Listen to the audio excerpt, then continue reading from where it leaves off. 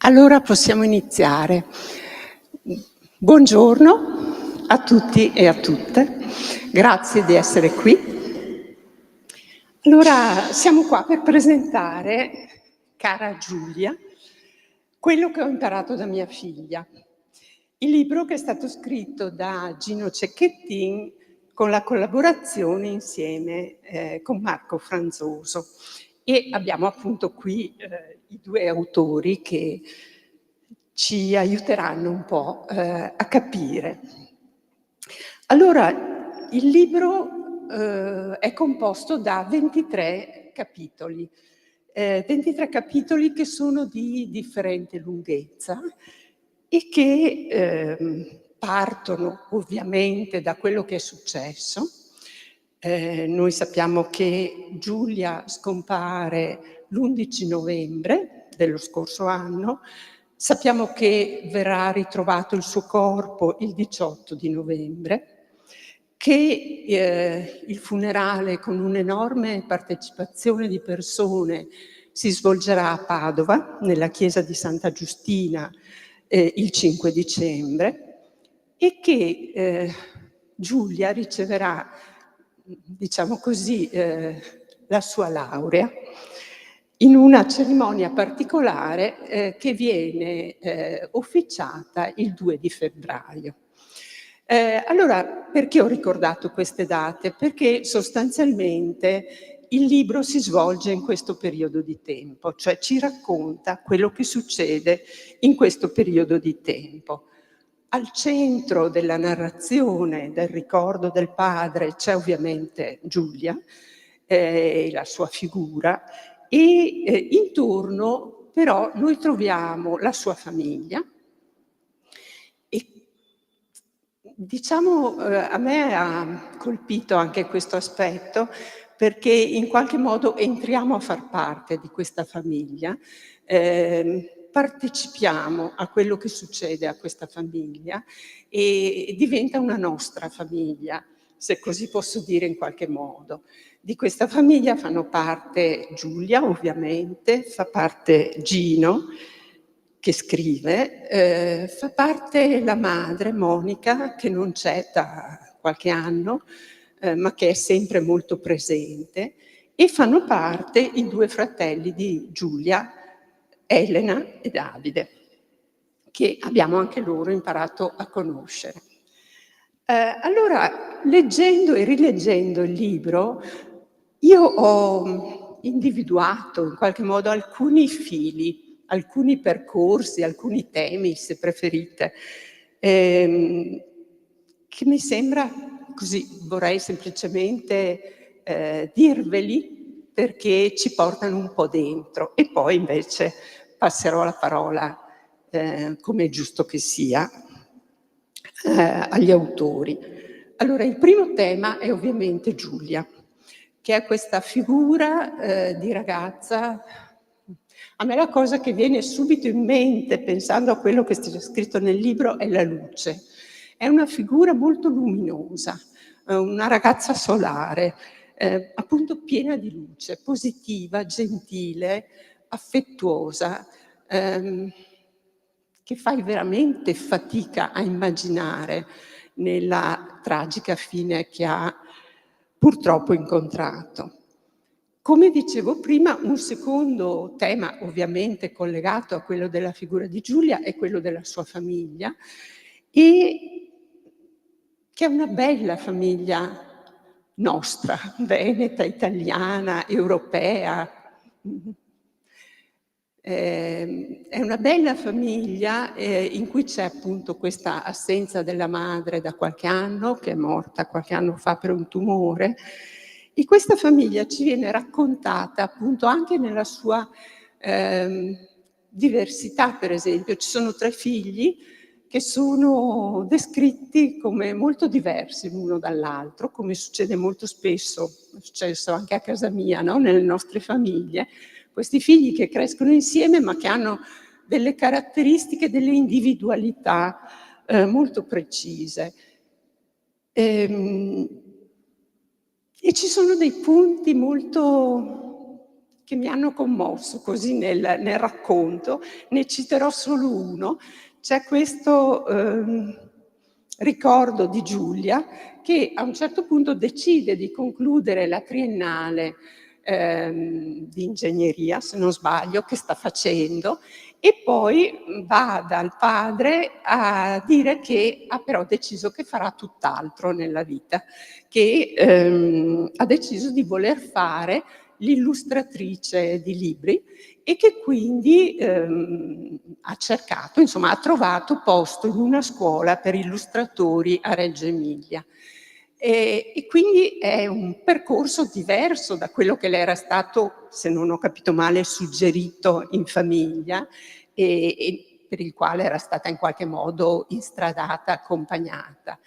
E Giulia ha un po' di paura nel chiedere, nel comunicare questa cosa al padre, perché ha un po' di paura di deludere, non so, di avere una risposta negativa, e trova invece una risposta assolutamente positiva.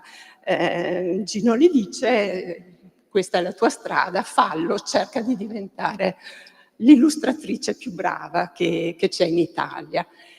E lei è molto grata di questo, credo che sia un ricordo molto bello questo, immagino, no?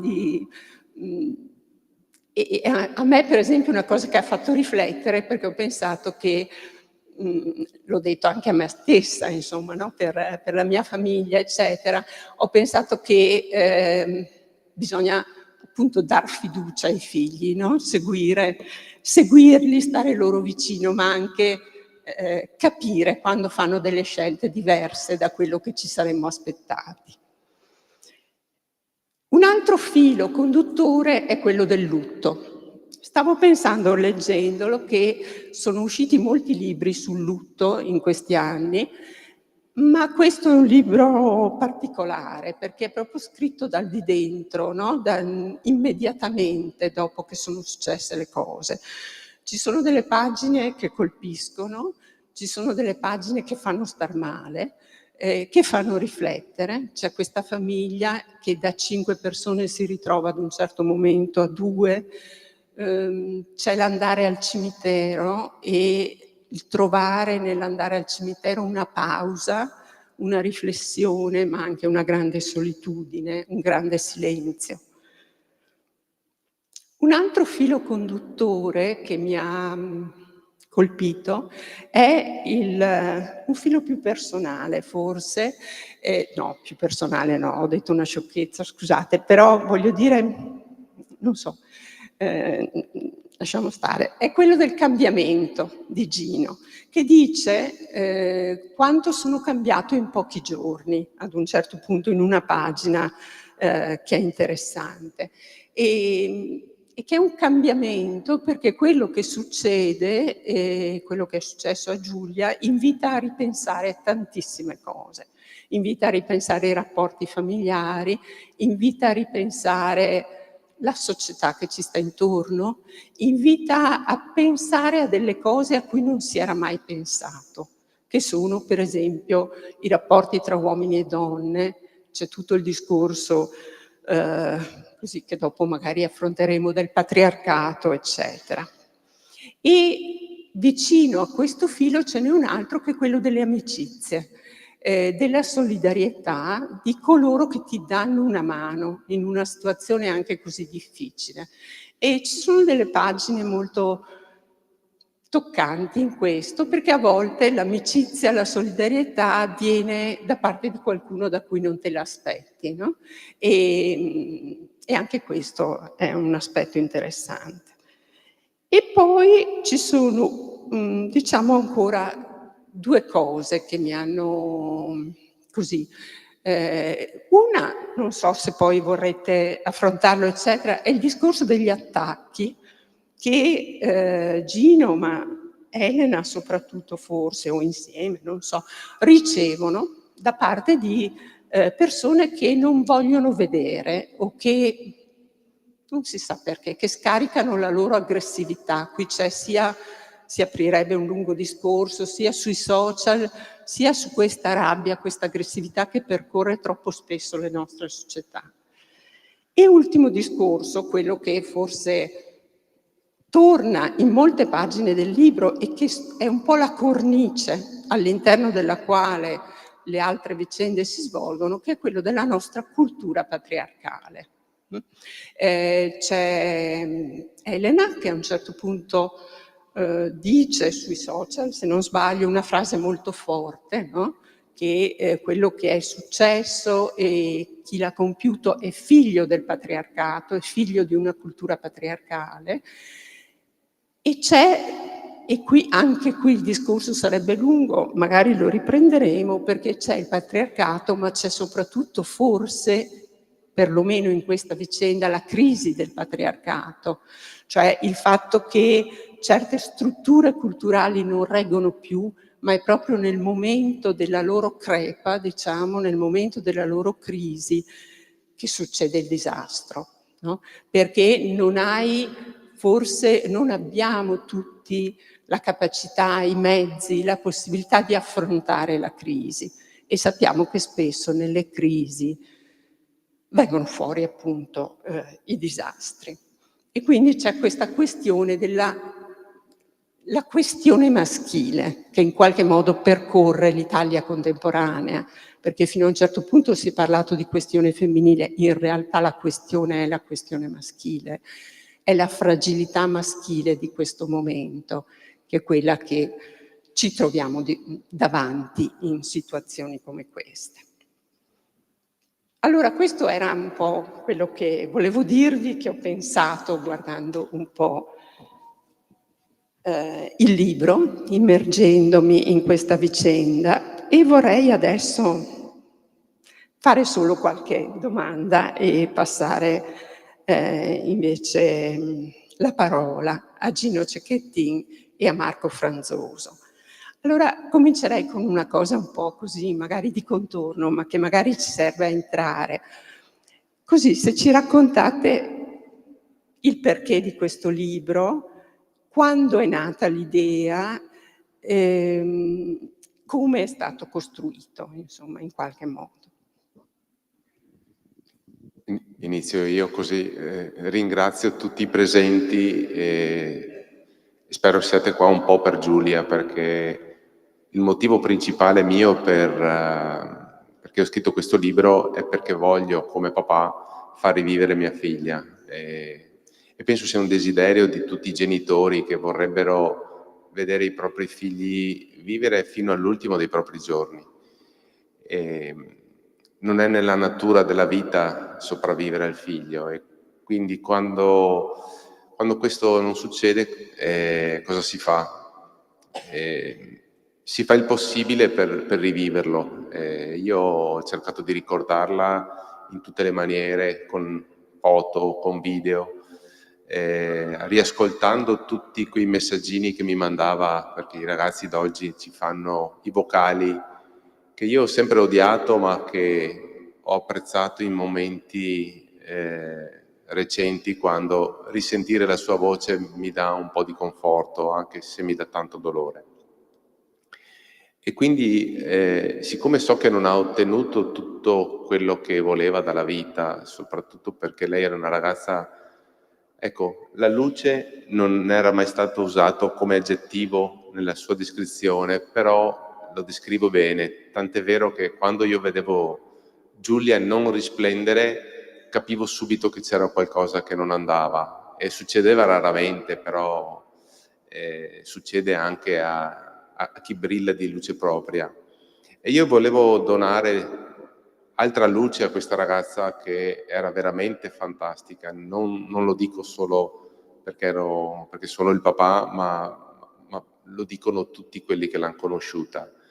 E quindi questo regalo, un regalo ad una figlia straordinaria, penso sia stato il più bel regalo che ho fatto, perché l'ho reso un po' immortale, ecco, una cosa che io voglio pensare che Giulia adesso vive. Vive in un altro modo, però Giulia vive. Questo è il mio motivo principale. Poi ci sono anche altri motivi che sono nati durante la stesura, perché poi è nata l'idea di una fondazione, quindi ho detto, beh, magari il libro aiuterà anche a far nascere la fondazione. E le domande che io mi sono posto sono tutte lì e ho detto, beh, magari possono essere utili ad altri genitori. Non sono risposte, sono domande. E sono tantissime domande che io mi sono fatto e magari in un caso soggettivo possono in qualche modo far riflettere. Quindi ho detto, perché no? L'obiettivo è di far sì che non ci siano altri genitori che, come me, o altri fratelli come Davide ed Elena, che piangano una sorella, una figlia uccisa per mano di chi in teoria la doveva amare.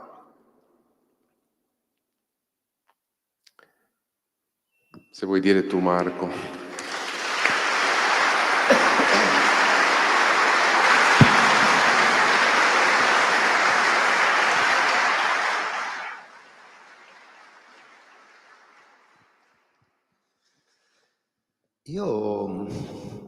Mi è piaciuta molto la sua definizione adesso di questione maschile, parliamo sempre di questione femminile, invece io ho sempre pensato che sia una questione di civiltà, perché una società è una società buona dove tutti abbiamo gli stessi diritti e abbiamo la stessa possibilità, come diceva Giulia, di essere felici. Noi abbiamo il dovere di costruire una società dove i nostri figli abbiano la possibilità di essere felici. E quando io abito a pochi chilometri dalla casa di Gino, e quando passavo davanti al municipio, dove non so se ricordate, c'era quella massa di fiori, quella foto meravigliosa, insomma mi sono sentito chiamato, perché anch'io ho un ragazzo di 20 anni e sono stato colpito. La prima cosa che mi ha colpito è stata appunto l'età di questi due ragazzi, così giovani, insomma, e la prima domanda che mi sono fatto è stata, beh, sicuramente noi genitori, noi adulti qualcosa l'abbiamo sbagliata e il libro è nato anche come esigenza, come punto di domanda appunto per capire che cosa abbiamo sbagliato nei confronti dei nostri ragazzi, cosa non siamo riusciti a dare loro. E ho avuto la sensazione, soprattutto in quei primi giorni, di un ponte che si fosse in qualche modo rotto, no? Questa difficoltà di comunicare nei confronti di questi ragazzi che tante volte ci sembrano degli alieni, pur essendo i nostri figli, insomma. E io credo che niente meglio che un libro ci possa aiutare a fermarci, anche proprio scriverlo. Scrivere non è scrivere, scrivere è fare un percorso per me. Ecco. Scrivere questo libro è anche stato il modo per fare un percorso, per cercare di capire non solo che cosa abbiamo sbagliato, ma soprattutto per cercare di capire cosa possiamo recuperare, come possiamo ricostruire un rapporto di ascolto innanzitutto di questi ragazzi. Appunto una questione maschile. Io credo che sia importante, fino a qualche anno fa era una battaglia delle donne per le donne. Io credo che questa sia una battaglia, appunto dicevo, di civiltà, e siamo noi uomini che dobbiamo cambiare innanzitutto, secondo me.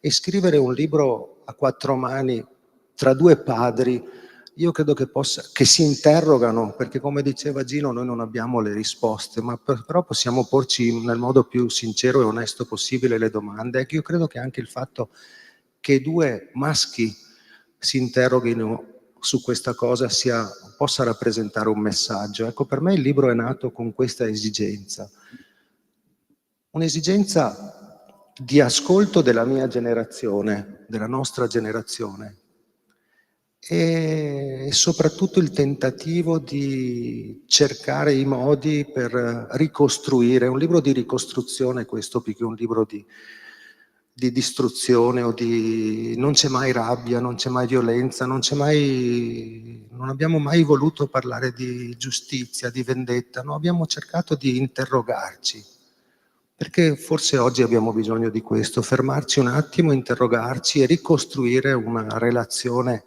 umana con i nostri ragazzi.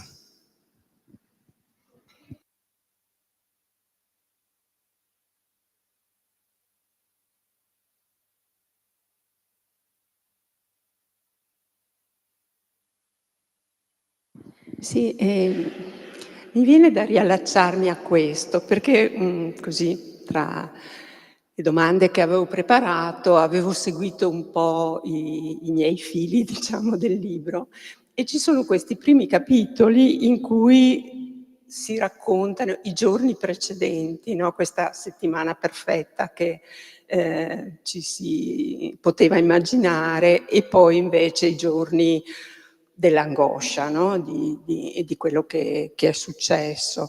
C'è questa pagina del pranzo del sabato, in cui, si racconta di quello che diventa l'ultimo pranzo in famiglia, no, in cui sono presenti, Giulia, Davide e Gino, e nel ricordo di Gino c'è poco, nel senso che non si ricorda, i particolari, diciamo, di quel pranzo e c'è tutto un discorso sul dare valore a quello che i figli ci dicono, no, così che è un dare attenzione, che è chiaro che è un discorso che fai a posteriori e che non puoi tutta la vita avere sempre attenzione immediata su quello che succede, però è un discorso interessante che si collega a quello che, stava dicendo. Non so se vuol dirci qualcosa di questo. Quello è un momento molto particolare perché ovviamente quando succedono determinati tipi di evento inizi ad andare un po' indietro e soprattutto analizzi quello che è stato il tuo ultimo giorno, che è stato un giorno qualsiasi fino a un determinato momento della giornata e quindi abbiamo aspettato Davide che tornasse da scuola e lì abbiamo preparato il pranzo. Ed eravamo soliti fare così perché in famiglia siamo nati con una delle poche regole che Monica, mia moglie, voleva. In particolare due. Non c'è la TV in sala da pranzo e si pranza tutti assieme, quando si è a casa ovviamente. E questa è una regola ferrea che non è mai stata disattesa. E devo dire che ci ha donato tanto, tanta condivisione, tante riflessioni, tante discussioni anche alle volte. E quindi eravamo abituati a chi è l'ultimo che arriva, Davide, al sabato finiva all'1 alla scuola e quindi per l'1 si preparava il pranzo. E non mi ricordavo nulla, non mi ricordavo cosa avessimo mangiato. Io ho detto presumibilmente una pasta al tonno perché poi il sabato è il giorno preposto per le pulizie della casa e quindi magari nella fretta non hai tempo per preparare qualcosa di più ricercato. Ma non ricordo cosa ci siamo detti, non mi ricordo com'era vestita Giulia. Io poi sono uscito e quando esci senza un saluto, perché sai che nella vita vivi così, come in un flusso, io dico, viviamo alle volte un po' con il pilota automatico, e invece bisognerebbe porre attenzione ai singoli momenti, per fissarli nella mente, perché poi non sappiamo cosa ci riserva la vita. E soprattutto per viverla intensamente. Io di quel sabato lì ovviamente ricordo poco, ma ho imparato tanto.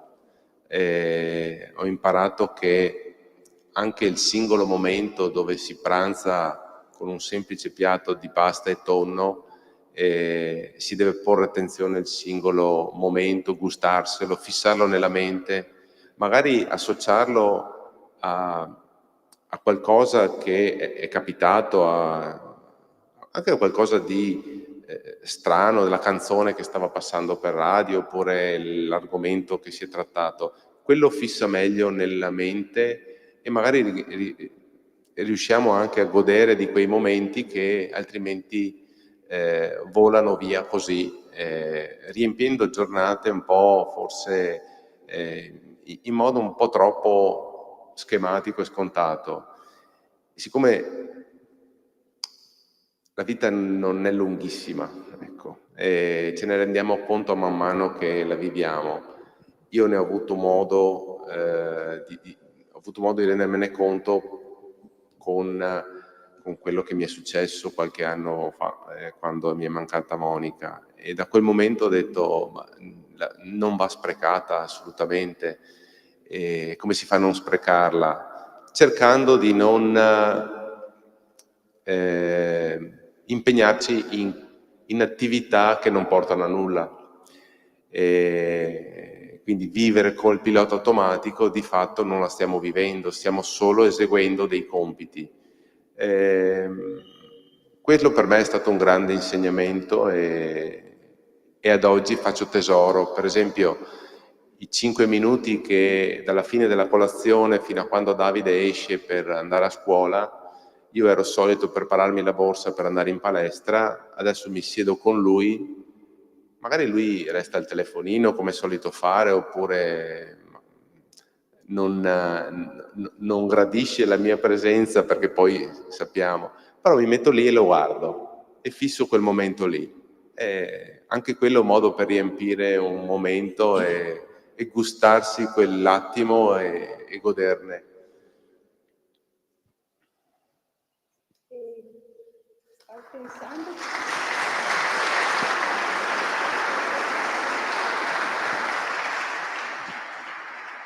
Stavo pensando che questo mi ricorda un'altra cosa che mi ero appuntata che c'è nelle ultime pagine. Scusa. Mi ricorda quello che c'è nelle ultime pagine, che è quando si parla di stare vicini ai ragazzi, no? Cioè ci sono delle pagine su questo, e lì proprio mi ero appuntata una frase in cui dice, ma era quello che si diceva anche prima, ricostruire una cultura della riconciliazione, che un pensiero che mi era venuto leggendolo è che non so se è ricostruire o costruire, però su questo anche si potrebbe aprire un dibattito, perché non so se c'è mai stata veramente una cultura positiva, no? In questo senso. Così adesso vado un po' ma erano tutte cose che mi ero segnata. C'è un altro capitolo che mi ha colpito, che ho trovato molto bello, che è il capitolo su suo padre. Perché, vi spiego, parlando del patriarcato, di questa cultura maschile o maschilista che sta facendo tanti danni, a un certo punto Gino ripercorre un po' la sua storia personale e ci racconta del rapporto che ha avuto con il padre, che è un padre che gli ha dato un'educazione che possiamo tranquillamente definire dura, no? Direi difficile. E lui dice: solo da adulto ho capito che quello era il suo unico metodo educativo, lo ha fatto in buona fede, era ciò che conosceva, voleva far di me una persona per bene, però l'ha fatto con un'estrema durezza, e la stessa durezza che impiegava anche nei confronti della moglie, quindi della mamma di Gino. Ecco, qui c'erano delle pagine che mi sembravano interessanti, che si potrebbero anche leggere insieme, però forse quello che possiamo fare è riflettere un po', perché sul patriarcato, tornare un po' a questo discorso, cioè questa cultura, che è una cultura dalla quale tutti noi, credo, veniamo, perché tutti noi in modi diversi, ovviamente, questa cultura patriarcale, dura, difficile, l'abbiamo conosciuta. Chi più e chi meno, in modi appunto, come dicevo, diversi. È una cultura che è entrata in crisi, mi riferisco al discorso che stavo facendo, però proprio in questa crisi c'è il veleno in qualche modo, no? Cioè proprio nel momento in cui non posso più sostenere questa cultura si ritorce contro di me. E volevo appunto, tra l'altro, una delle cose belle di questo libro, e l'avete già detto, a dire la verità mi ripeto, è il fatto che è stato scritto da 2 uomini. Io sono abituata ogni tanto a fare degli incontri, eccetera. Di solito in queste situazioni siamo solo donne, o la stragrande maggioranza sono donne. Qui, in questa vicenda, Ci sono invece degli uomini che parlano e anche degli uomini che ascoltano, e mi sembra una buona novità questa. Quello di cui parlava lei è stato forse uno dei capitoli più duri da scrivere, perché ovviamente devi sezionarti e devi mettere un po' alla berlina la tua vita, e quindi aprirti e far conoscere delle cose che tendenzialmente si nascondono. Ho chiesto il permesso a mia madre prima di pubblicare quell'articolo, per rispetto verso di lei, e ci ho pensato tanto alla mia gioventù, e io non biasimo mio padre col senno di poi, perché io poi l'ho perdonato, anche se non ho vissuto un'infanzia di felicità come molti miei amici. Però, come ho scritto, quello era il mezzo che lui aveva per farmi crescere bene, e analizzando il contesto, stiamo parlando degli anni 70, lui lavorava a Padova, che era una città dove il problema della droga, dove il problema del terrorismo si facevano sentire, e quindi lui temeva per il futuro di suo figlio e quindi cercava di instradarlo nella retta via, e quello era il modo che conosceva. E quindi la cosa però che forse mi ha fatto più male nel ricordare quei momenti sono stati i continui paragoni che lui faceva invece con altri figli, con altri cugini, e quindi se lì ho imparato una lezione è stata quella di dire i nostri figli sono unici, non cerchiamo di paragonarli ad altri per dire guarda che tuo cugino sta facendo meglio, ma guarda che quello ha preso 8 e tu hai preso 7. Ognuno è unico nella sua essenza e bisogna goderlo così com'è e valorizzarlo per com'è. Ecco, quello forse è l'insegnamento più bello, perché poi sui metodi educativi potremmo disquisire molto, ma per me quello è stato veramente un insegnamento unico. Quanto al patriarcato, è stata Elena un po' a aprirmi gli occhi. Io ricordo i dibattiti che si facevano in casa, ancora quando c'era Monica, sul catcalling, no? I gesti che chiaramente come il fischiare dietro una donna, che lei non tollerava e diceva questa è una mancanza di rispetto nei nostri confronti. Mentre invece la mamma, che mia moglie è nata anche lei negli anni 70, aveva un'idea totalmente opposta alla figlia e diceva no, guarda, tutto sommato se uno mi fischia insomma, è quasi un segno di apprezzamento, insomma. E quindi era questa diatriba tra madre e figlia, e quindi noi discutavamo di queste problematiche in famiglia. Sul patriarcato non avevamo mai parlato, ma quando lei ha fatto il post io ho detto ma Elena, ma perché hai tirato fuori questa cosa? Cosa c'entra con Giulia? E lei mi ha spiegato per filo per segno, e io che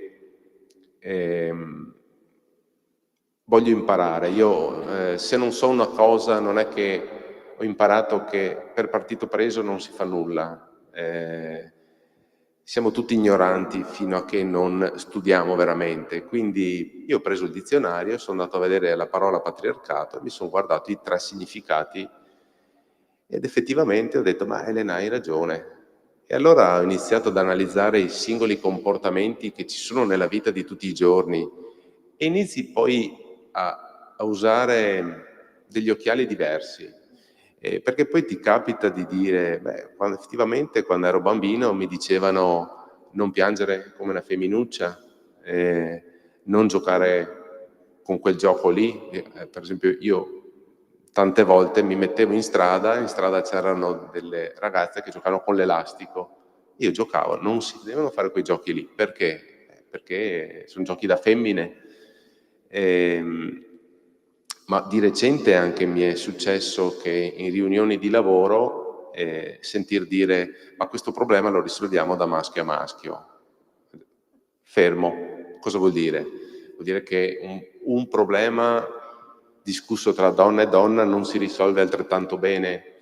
Ecco, questo unito a tanti altri aspetti più o meno gravi, probabilmente induce, e poi lei lo saprà meglio di me che l'ha studiato per una vita, nell'indole di un maschio il fatto di essere più forte, più capace di una donna, fino al punto di considerarla non un pari,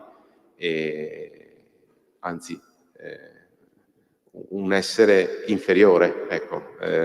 Magari non proprio così, però in alcuni casi non viene considerata al pari, anzi viene considerata addirittura una proprietà.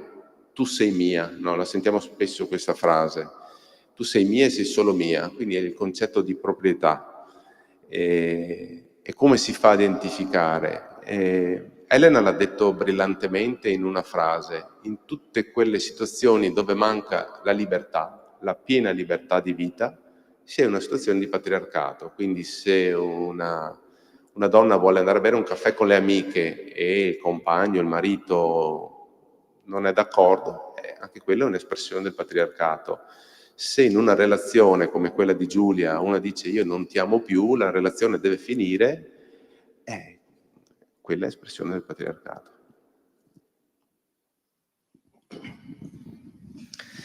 Anche a me quello è uno dei capitoli che mi è piaciuto di più scrivere, che mi è costato un po' di più. Questi due ultimi che dicevamo, questo sul padre e anche quello sulla dimenticanza del pranzo, no? Parlo velocemente di tutti e due. Mentre scrivevamo continuavamo a ripeterci questa frase che trovo molto bella, insomma, il tempo di qualità insieme. Cioè molto spesso con i nostri ragazzi siamo così impegnati in cose anche molto importanti, insomma, che non dedichiamo loro quel tempo di qualità, perché hai le mille incombenze, le bollette, il lavoro, il problema di casa, insomma, tant'è che poi ci dimentichiamo dei momenti. E io ho capito che stiamo un po' perdendo il senso della meraviglia. Sembra un po' un discorso astratto, ma insomma io credo che dovremmo riprendere appunto a meravigliarci della meraviglia di avere questi ragazzi e godere proprio di tutti gli istanti, di tutti gli insegnamenti e del piacere che possiamo vivere insieme, insomma, perché la vita non è solo un'operatività, anzi tutt'altro, la vita è proprio, secondo me, insomma, imparare a godere della meraviglia di stare insieme con questi ragazzi e vivere col massimo della qualità possibile il tempo che abbiamo. Dall'altra parte, mentre con Gino ci raccontavamo, perché questo è stato un libro di racconti reciproci, non solo di ascolto mio, e mentre mi raccontava la storia di suo padre, io non potevo non pensare alla storia di mio padre, che era praticamente identica. Un padre molto severo, sono due padri che arrivano dalla guerra, fondamentalmente da un'educazione da ragazzi nel dopoguerra, quindi con tutto quello che questo comporta, e lì c'era da sopravvivere fondamentalmente, e loro sono stati veramente fantastici nel farlo, però ci hanno dato un'educazione probabilmente eccessivamente severa. Io sono super orgoglioso del padre che ho avuto, però effettivamente era davvero molto duro, ma quello era lui, quella era la generazione che usciva da quel periodo e sarebbe un errore biasimarlo. Quello riusciva a vedere. Adesso Gino poco fa parlava di occhiali, ecco, io credo che noi abbiamo degli occhiali diversi per vedere la realtà oggi. E se un bambino gioca all'elastico non ci sono problemi, insomma, non è un segno. Abbiamo l'idea, ci hanno tramandato l'idea che l'opposto di fragilità, di sensibilità sia forza, no? Quindi quando succedono questi fatti qua, succedono quando il ragazzo o l'uomo si sente ferito nella sua mascolinità, no? Ecco, invece la reazione non è quella della forza, perché l'opposto di fragilità o di sensibilità, secondo me, è stabilità piuttosto. Ecco, io credo che il percorso che l'uomo deve fare oggi sia verso appunto una ricostruzione di un'identità un po' più elaborata. Io devo dire la verità, sono ottimista, perché se mi guardo indietro anche anche proprio a 10 anni fa, insomma, io un cambiamento lo vedo, e anzi delle volte ne parliamo con Gino, anche rispetto a quello che diceva lei prima. I primi incontri che facevamo ancora verso marzo, lei parlava appunto di incontri solo di donne, no? In linea di massima a questi appuntamenti arrivavano donne, fondamentalmente. Adesso basta guardarci qui, ci sono donne, ragazze, ragazzi, uomini, giovani, insomma. E io credo che questo sia veramente meraviglioso, perché piano piano stiamo imparando tutti a metterci degli occhiali diversi. E questo non va solo a vantaggio delle donne, secondo me, ma va a vantaggio anche degli uomini, che possono imparare a vivere con più serenità il proprio essere persone complesse.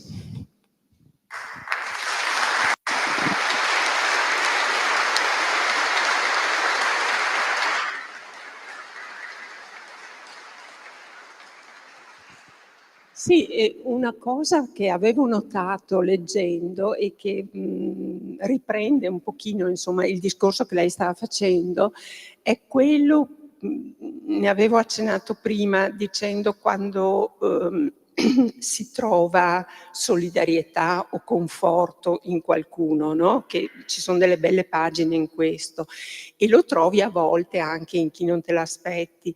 Ma una cosa accanto a questa che volevo sottolineare è che in questo libro vengono fuori appunto le amicizie maschili.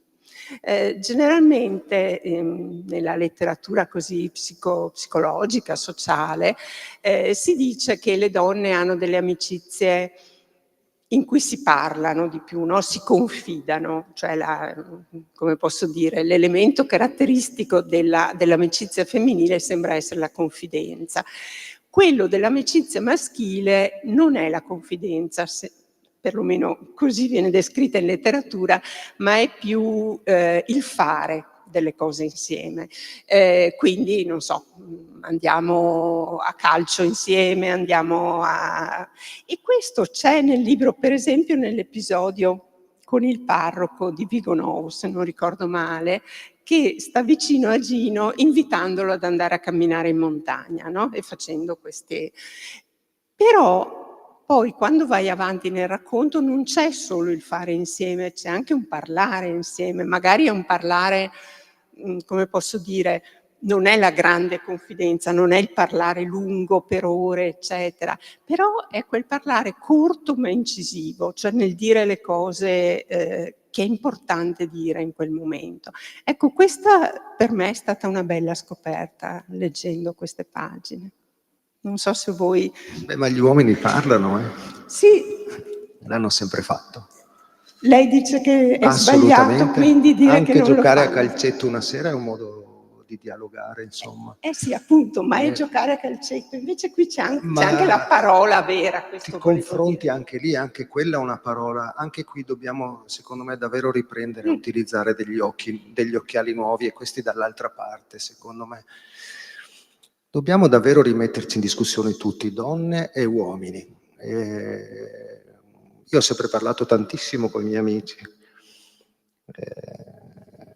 Il cinema, i media ci danno sempre quest'idea della relazione tra uomini come una relazione di cameratismo. Beh, ma non è sempre così, non è solo così, anzi probabilmente questa è una semplificazione. Probabilmente stiamo iniziando a farlo anche molto di più, insomma. Però io ho sempre parlato tanto con i miei amici, insomma.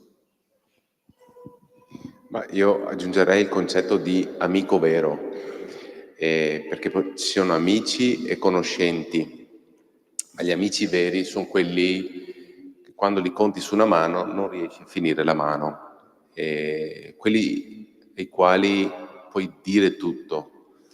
E quelli sono quelli che effettivamente quando dopo il calcetto c'è il terzo tempo, no? E si va ad oltranza.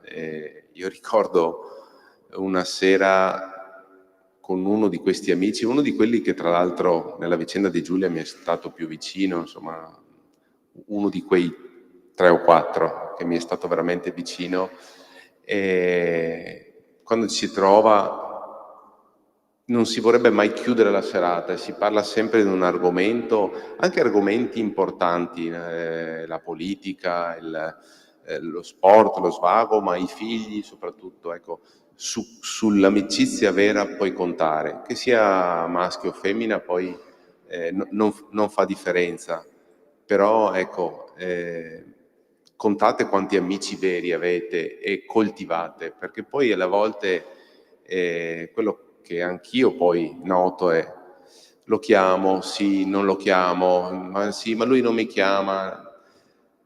Buttatela là, buttatevi voi, fate il primo passo, perché non sapete mai dall'altra parte cosa si sta passando. Magari hanno un problema e non hanno il coraggio di palesarsi. Se veramente tenete ad una persona, non esitate a chiamarla ed aprirvi, poi succede lo stesso cosa dall'altra parte. Io da questa esperienza ho avuto tanto grazie agli amici veri e devo ringraziarli qua pubblicamente.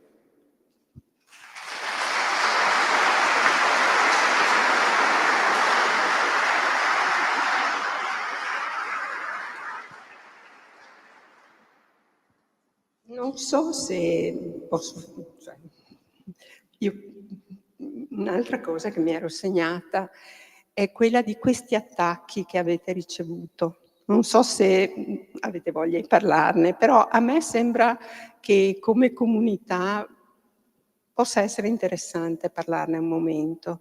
Cioè, cosa sta succedendo? Una cosa che c'è scritta quando si parla di questi attacchi è perché noi non facciamo abbastanza le vittime, forse, e fare la vittima, mi pare che ci sia scritto qualcosa del genere, no? E fare la vittima è più rassicurante. Nel momento in cui rompo questo ruolo, mi comporto in un altro modo, non faccio la vittima, ma non faccio neanche quello che urla di rabbia, eccetera. Faccio la persona che esprime le sue emozioni, ma prova anche a ragionare, no? e a mettermi su un altro piano. Non so, mi pare che sarebbe interessante parlarne un momento. Cosa sta succedendo secondo voi? Beh, allora io lo vivo quotidianamente e adesso lo vivo con serenità. Ci sono stati momenti dove la cosa mi ha pesato e devo ringraziare Don Gabriele, che quel giorno lì, dove forse per la prima volta sentivo gli attacchi pesanti, lui invece mi ha preso e mi ha portato a fare una passeggiata non lontano da qui. E bisogna dedicare il tempo giusto, perché bisogna dare il peso alle cose e, come dicevo prima, la vita è breve, è meglio dedicarsi alle cose importanti. Io analizzo il tipo di attacco che arriva. Se arriva da persone che non hanno mezzi, ok, non ci arriva, lasciamo lì. Ci sono gli attacchi politici, ovviamente ti dicono, ecco, si vuole mettere in politica, tutte quelle cose lì. Non so come è andato Gino Cecchettin alle europee, non so se lo sapete. Ecco. Quindi una volta che io ho detto che per fare politica serve vocazione, no? E io la vocazione al momento non ce l'ho, preferisco dedicarmi ad altro, anche gli attacchi politici sono venuti meno. E poi c'è, come diceva lei, il modo di vivere il lutto, no? Uno che è qui, che presenta un libro, è come se nell'immaginario collettivo non soffrisse, dovesse fare la vittima o la pittima, ecco, diciamo noi in dialetto, no? Che si mette lì, deve piangere, ma non si riesce a piangere neanche 24 ore di seguito, neanche dopo che mi hanno detto che Giulia era stata ritrovata, fisicamente non riesci a piangere continuamente. E se vuoi fare qualcosa, devi guardare quello che ti è rimasto dalla vita. E io ho guardato subito quello che è rimasto Elena e Davide, e non potevo non dare il loro supporto come papà. E quindi io ho avuto l'obbligo di essere forte e di agire in un certo modo. E questo non vuol dire non soffrire, perché io soffro tutti i giorni, io non riesco non riesco ad andare a Fossò in zona industriale, non riesco a passeggiare col cane dove Giulia ha avuto il primo attacco, non ce la faccio, sto male, figuriamoci a leggere quello che c'è stato in questi giorni.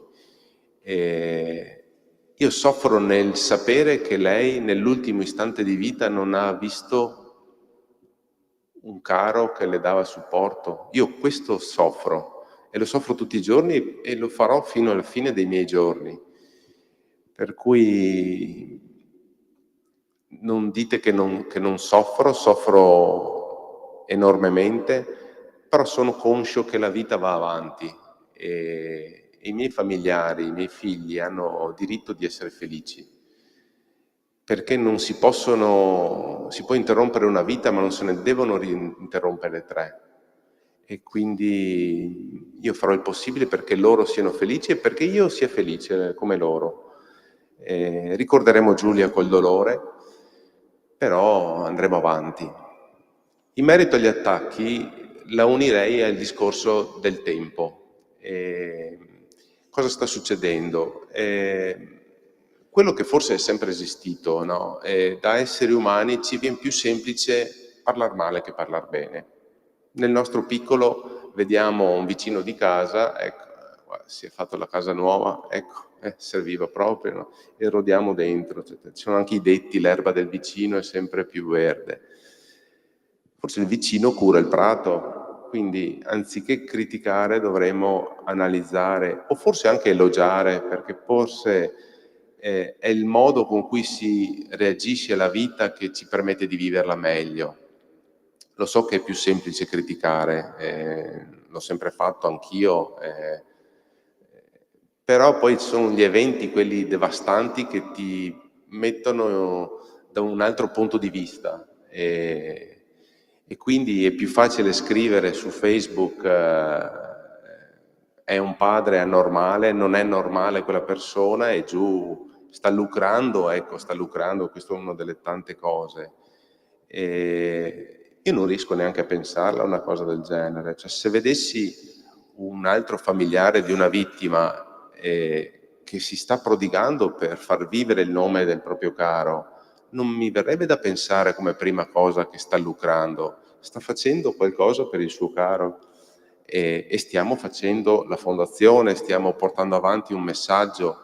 Tante persone ci hanno scritto, tante donne sono state salvate o comunque messe in protezione dalla storia di Giulia e quindi stanno nascendo cose.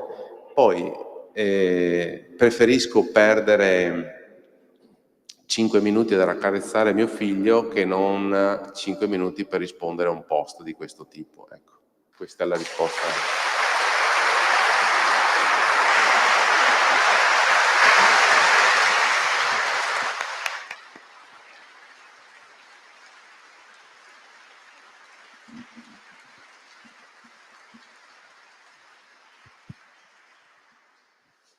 Io sono di natura un ottimista. E a proposito di proverbi o di detti, c'è un detto che a me piace molto che dice: fa più rumore un albero che cade che una foresta che cresce. Ecco, per essere molto veloce, devo dire che gli attacchi ci sono, li subisce Gino ovviamente, anch'io, però io vedo veramente crescere questa foresta silenziosa. Una delle idee che avevamo mentre scrivevamo questo libro era di dire ad ogni pagina, ma davvero ad ogni periodo pensavamo ma Giulia cosa avrebbe fatto qui? Come avrebbe reagito Giulia a questa cosa? E Gino mi parlava moltissimo dei silenzi di Giulia, delle sue espressioni. Una che da quanto ho capito parlava anche poco, ma con uno sguardo ti dava già l'interpretazione o ti dava già la strada di quello che...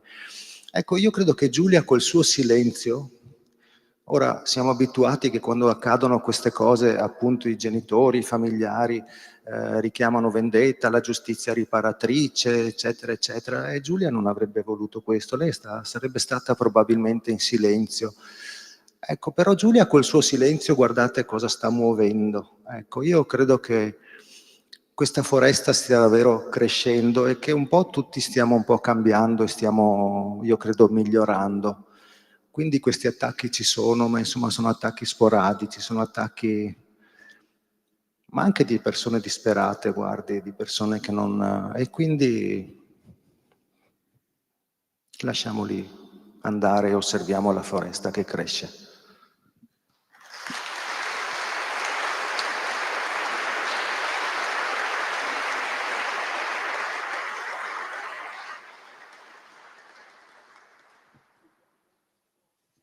Volete aggiungere qualcosa?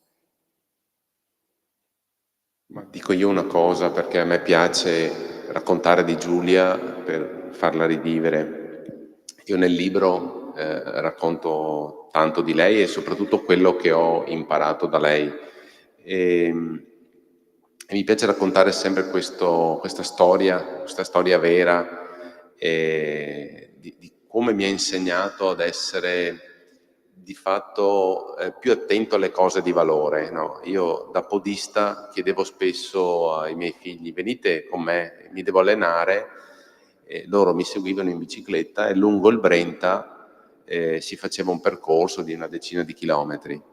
E una volta ero uscito sia con Giulia che con Davide, e lungo il Brenta c'era un signore anche di una certa età che giocava con un modellino di auto di quelli molto potenti e lo faceva roteare vorticosamente, muoveva un sacco di polvere e partivano sassi in ogni direzione. E io temevo per Davide, che era piccolino al tempo. E quando sono passato di lì ho detto: quando passano le persone smetti almeno. E poi abbiamo continuato la corsa. Dopo 10 metri che io ero passato, lui fa: perché se no? E io mi sono fermato, ho detto: beh, adesso faccio vedere io chi sono, no? E Giulia con un filino di voce fa: papà, ma veramente ti vuoi mettere con uno così? Ecco, in quel momento lì io ho imparato una lezione di vita veramente importante. Come sarebbe finita quella passeggiata, quel momento insieme, se io avessi fatto il bullo, no? Se avessi fatto il macio, avrei perso la fiducia dei figli, sarebbe stato comunque una brutta giornata, sarei tornato a casa, anche se avessi vinto la battaglia, ma sarei tornato a casa comunque perdente. Ma lei l'ha visto subito, ci ha messo 200 millisecondi e mi ha detto: papà, ti metti con uno così?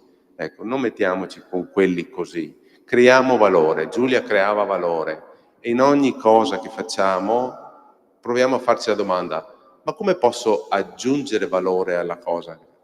Se ci diamo una risposta, un pochettino ognuno, no, creeremo valore, e quindi è la cosa bella, perché alla fine bisogna anche crescere.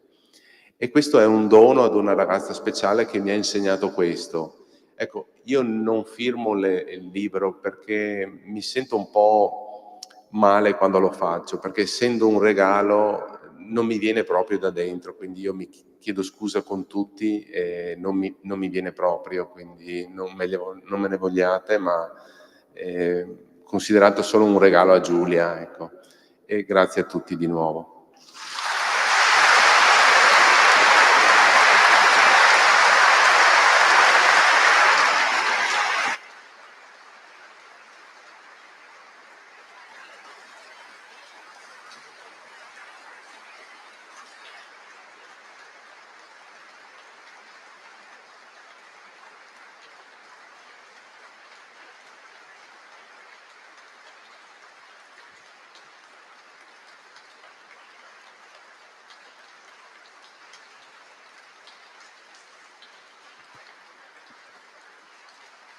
Niente. Chiudiamo così e grazie a voi ovviamente. Grazie a voi. E grazie a tutti quanti. Arrivederci.